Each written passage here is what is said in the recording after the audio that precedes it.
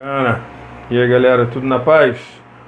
Vamos trabalhar então, né? Vamos continuar nosso trabalho. Na semana anterior nós vimos o nosso querido amigo René Descartes, certo?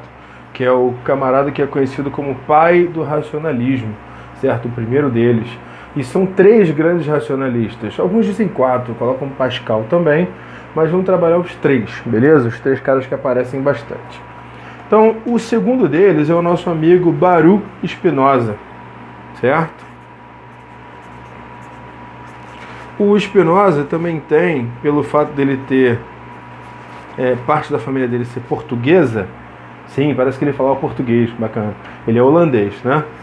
Mas enfim, o Spinoza tem uma parada que ele também era chamado de Bernardo, entendeu? Bernardo Spinoza ou Bento Spinoza, né? Esse Baruch é o nome holandês dele, certo? E o Spinoza, na verdade, eu tenho esse costume de escrever com E e S, porque não é errado, mas ele aparece mais assim, com S e com Z, Spinoza, certo? Ele é do século 17, ok? Nosso amigo Spinoza do século XVI, beleza? E aí o que acontece? Ele é o segundo dos grandes racionalistas que nós vamos estudar. E ele é um cara que tem uma visão muito religiosa. Interessante isso. Então boa parte da ética do Spinoza é voltada para a questão do que é Deus, beleza? Interessante, ele é um racionalista, né, sem dúvidas, vou começar aqui escrevendo, ele é um racionalista. No entanto, ele não tem tanta preocupação com a teoria do conhecimento quanto o Descartes, né? Como nós temos o conhecimento e tal. O foco dele é mais uma questão ética mesmo, de como viver a vida, pelo menos em relação ao que aparece nos vestibulares, né? Então, Spinoza é um racionalista, ok? E aí, primeira coisa importante para ele, um termo que ele usa muito: Deus sive natura. Tranquilo? Deus sive natura. Toda vez na obra do Spinoza que ele vai se referir a Deus, ele coloca Deus sive natura. Sive é uma expressão em latim que significa, sabe o quê? Isto é. Então, Deus, isto é, natureza, certo? Como se fosse Deus, vírgula, isto é, vírgula, natureza. Então, para ele, é a mesma coisa. Então, a gente pode interpretar essa mudança, né, no lugar de falar só Deus, falar Deus ou natureza, ou e natureza, né, ele está fazendo um esforço para separar, né, essa visão de Deus que ele tem da visão do Deus das igrejas, beleza? Falando em igreja, Spinoza era um cara, ele era judeu de família, né? A família dele era judia. E aí, pelos primeiros escritos dele, envolvendo essa questão da ética, apresentando essa visão de Deus, ele foi convidado a opção A. Você vai se retratar nesses seus escritos, né, que você publicou, vai dizer que está errado, que não é isso. Ou opção B, você vai ser expulso da sinagoga, né, da igreja dos judeus. E aí ele achou estranho, mas ele não abriu mão de seu raciocínio filosófico, e aí ele foi expulsinho da igrejinha, certo? Termos importantíssimos para o nosso amigo Spinoza. Substância. Substância. Nossa, ficou terrível essa letra, mas dá para entender, né? Substância, beleza? Esse B ficou doidão. A substância tem a definição, né? O que é a substância? É uma coisa que existe sem a necessidade de ter sido criada, beleza? Então, substância é algo que existe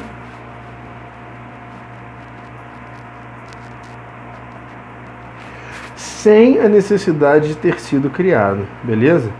Então, existe sem ter sido criado. Pô, caramba!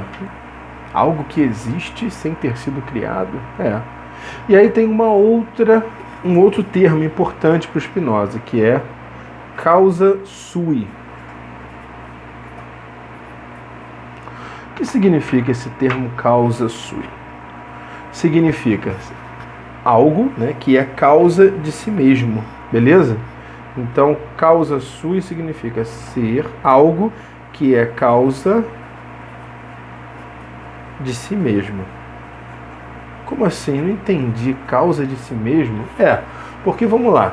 Tudo no universo a gente vai observar e vai ver que tem causa e consequência, né? Tipo, tudo no universo é consequência de alguma coisa, né? A gente vai olhar, vai buscar a causa das coisas, a gente vai observar que tem um grande efeito dominó, né? Uma coisa é causa da outra, que é causa da outra, que é causa da outra, ou seja, essa coisa é consequência da anterior. Então, mais ou menos assim, né? Causa do que está à frente, consequência do que está atrás, beleza. Só que causa sui é algo que é causa de si mesmo, ou seja, não tem algo atrás. E também é ligado à substância, certo? Que é algo que existe sem ter sido... Olha só, existe sem ter sido criado e é causa de si mesmo.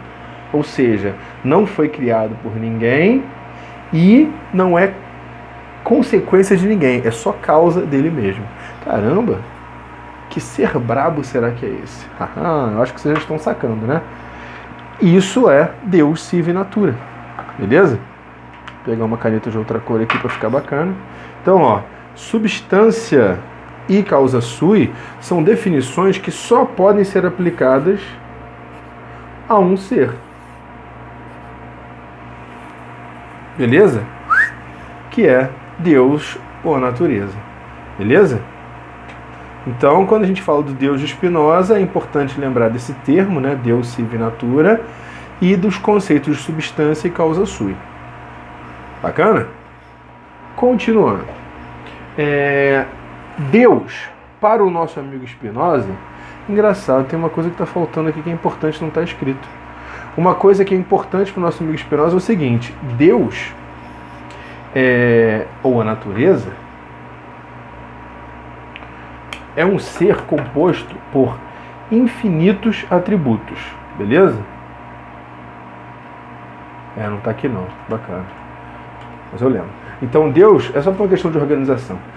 Esse Deus Sive Natura é um ser formado por infinitos atributos, beleza?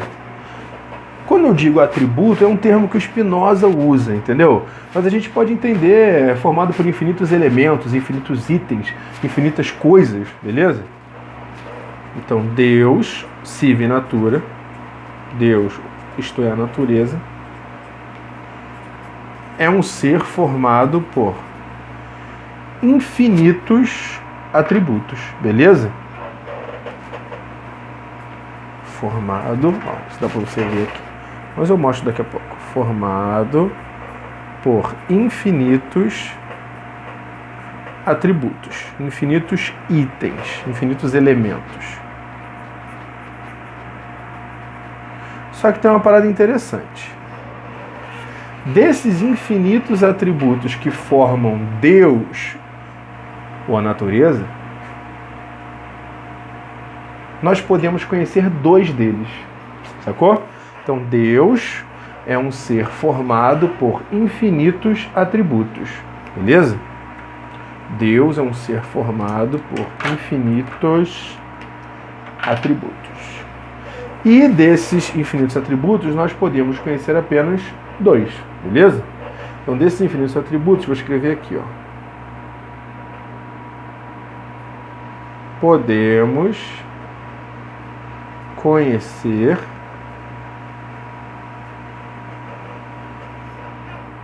calma aí, deixa eu organizar aqui. Que podemos conhecer, agora sim.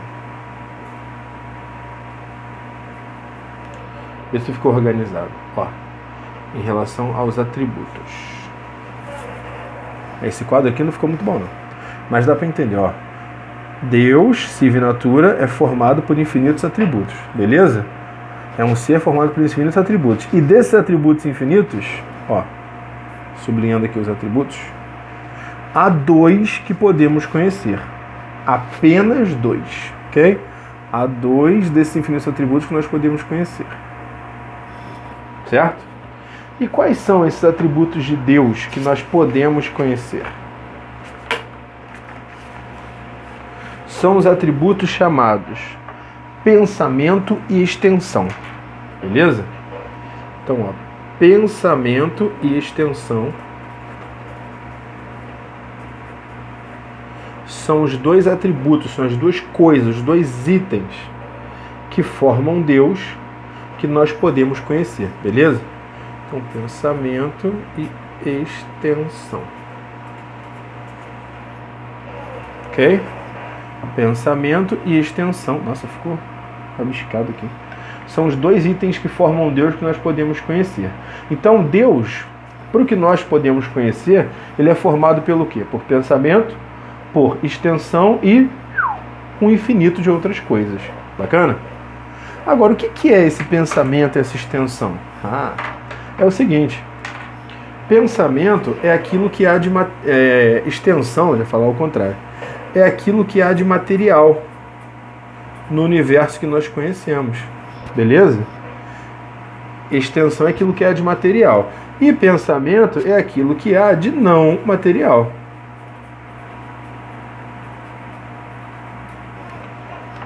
Tranquilo? Então, o que há de material no mundo, pensamento. O que há de material, extensão. O que há de não material, pensamento. Então, para Spinoza, Deus é formado por pensamento, extensão e mais uma infinidade de atributos que nós não podemos, nós seres humanos, não podemos ter acesso, né? Não conseguimos conhecer. Aí, veja bem, o próximo passo agora é a gente ver o que forma o homem, segundo Spinoza. O homem, o ser humano, é um ser, também um ser, claro. Igual a Deus? Claro que não. O homem é um ser formado,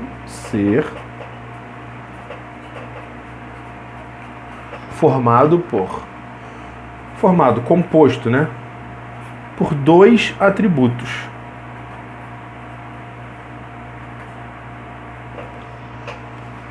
Beleza? Então, Deus é um ser formado por infinitos atributos. Deus é composto por infinitas coisas, né? É aquela visão, eu lembro dos pré-socráticos, né? Aquela visão da realidade ser composta como um quebra-cabeças. É essa visão, entendeu? Então, o Deus de Spinoza é como um quebra-cabeças, né? Um quebra-cabeças que vai para o infinito. Várias pecinhas. E duas pecinhas dessas a gente conhece, pensamento e extensão, beleza? Esse é o Deus. E o homem, para Spinoza, é um ser formado por dois atributos.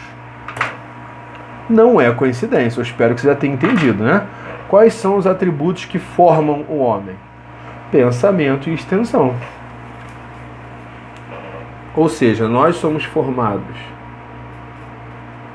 por uma parte não material, né? Spinoza chama de pensamento. E nós somos formados pela parte material, que ele chama de extensão, ok? Beleza? E não só o homem, mas também todo o nosso mundo, entendeu? O nosso mundo, a nossa realidade, o que a gente pode perceber, né? Tudo que a gente consegue perceber é formado por esses dois atributos, beleza? Pensamento e extensão. Agora, olha que interessante. E a partir daqui eu acho que a gente já consegue entender o porquê do Spinoza ter tido problemas com a igreja dele. Ele está dizendo que Deus, primeiro, Deus não é formato humanoide. Isso já é contrário à religião, que a igreja diz que, eu não sei se é a sinagoga, né, mas pelo menos eu aprendi na igreja católica, que Deus nos fez sua imagem e semelhança. Então quando ele imagina um Deus igual à natureza, já está sendo herege, né? Já está indo contrário ao que a igreja fala, beleza? E outra coisa, ele acredita em Deus como um grande megazord, né? Montado por diversas peças, um grande quebra-cabeças. Só que duas dessas peças que formam Deus, que compõem Deus, é o nosso mundo. Ou seja, tudo que a gente vê, a nossa vida, o nosso corpo, as praias, o que tem na natureza, o nosso planeta, o sistema solar, tudo isso é parte que compõe Deus. Faz um pensamento, tipo aquela imagem do Google Maps, sacou? Você está lá de pertinho, você está vendo uma pessoa. Você vai se afastando, você vê muitas pessoas, de muitas pessoas você começa a ver um bairro, uma cidade, vai aumentando. Aí você vê o planeta Terra, sai do planeta Terra, você vê os planetas em volta, o Sol vai entrando para o universo. Isso tudo É como se você estivesse vendo, por exemplo, sei lá, o dedo de Deus. Pô? Aí vai aumentando até você, ou seja, Deus, né? Porque dedo, porque Deus não seria o humanoide, né? Mas é um exemplo para a gente entender melhor. Então tudo que a gente tem, tudo que a gente vê, que a gente conhece, é parte integrante de Deus. Ou seja, nós estamos dentro de Deus. Eu acho que dá para entender porque que um camarada nessa época aí, nesse século XVII, 1600 e pouco, é expulso da igreja, né? Essa visão do Deus dele, de Deus que ele tem, é uma visão bastante herege, né? Para uma religião tradicional. E vamos aproveitar que a gente está com 15h36, vamos finalizar logo. Falta uma coisinha para a gente ver do nosso amigo Spinoza, para a gente encerrar, que é o seguinte. Para o nosso amigo Spinoza, ele fala bastante sobre o livre-arbítrio, certo? Não, tem mais um termo importante para ele. Conatos. O que significa conatos? É o seguinte, é o esforço que todo ser faz para se manter vivo. Beleza? Esforço para se manter vivo. É isso que nos faz respirar, é isso que faz com que a gente tenha fome, beleza? Eu lembro de ter assistido numa aula na faculdade de filosofia, claro, né? Que o professor comentou até que a pedra tinha um conatos.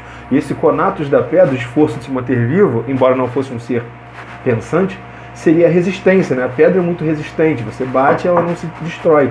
Então até a resistência física dos corpos seria uma forma de conatos. Mas vamos ficar mais com o ser humano, né? Com o que a gente conhece. Não, faz sentido de falar da pedra do Spinoza, porque ele engloba tudo, né? Como parte da natureza, parte de Deus. Deus é a natureza. Mas enfim, então conatos é o esforço que todo ser faz para se manter vivo, ok? E aí vem um termo importante para a gente fechar o nosso amigo Spinoza, que é o livre-arbítrio, certo? Livre-arbítrio, que a Igreja Católica diz que, enfim, as igrejas, né, as religiões dizem que Deus deu o livre-arbítrio, que é o que permite que o homem tome suas decisões, certo? Essas decisões podem ser ruins, como a gente vai ver quando a gente chegar na filosofia medieval. Mas a gente já passou do medieval, tá maluco? Como a gente viu com Santo Agostinho, certo? Com São Tomás de Aquino. Então, o livre-arbítrio, que Santo Agostinho fala mais, é uma coisa importante, né, para o ser humano. Só que para o Spinoza, o livre-arbítrio é uma grande ilusão. Por quê? O livre-arbítrio é uma ilusão porque nós somos limitados pelo que existe na natureza, pelas leis da natureza. Eu não posso decidir fazer o que eu quiser, eu quero voar, não tem como, sacou? E também tem coisas da sociedade que não permitem. Eu quero ser presidente da Rússia. Cara, para ser presidente da Rússia você tem que ser russo. Então, sacou? Então tem coisa... Por isso que para o Spinoza, o livre-arbítrio é uma ilusão, esse livre-arbítrio que a gente conhece. O único livre-arbítrio de verdade para ele é toda ação, certo? Toda ação que é tomada com base no conatos, beleza? Então, para o Spinoza, uma ação só é livre de verdade, beleza?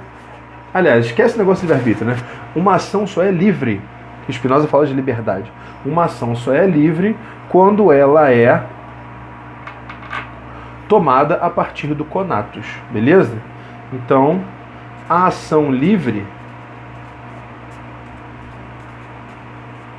é somente aquela tomada a partir do conatos. Ação livre é aquela ação tomada a partir do conatos, ou seja, a partir do esforço para sobreviver que todo ser tem. Beleza? É isso. Valeu, galera. Estamos juntos. Bacana.